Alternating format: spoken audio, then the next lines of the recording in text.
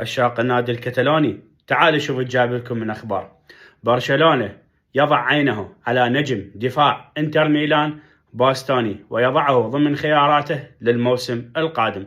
والخبر الثاني، الاتحاد الدولي الفيفا لكرة القدم بالتعاون مع IFAB المجلس الدولي لكرة القدم يعلن مجموعة من القوانين التي تعجل من سرعة اللعب بالمباريات، منها رمية التماس تكون خلال 5 ثواني، وإذا تأخر اللاعب تنتقل الكرة للفريق الخصم، وأيضا تبديل اللاعب يكون خلال 10 ثواني، وإذا تجاوز اللاعب الوقت المحدد يلعب فريق لمدة دقيقة واحدة ب10 لاعبين. أما الخبر الأخير، نادي مانشستر يونايتد يعلن عن طريق مدافعه هاري ماغواير بأن هناك صفقات قوية للموسم القادم. إذا عجبكم الفيديو سووا له مشاركة، وريد متابعتكم. باي باي.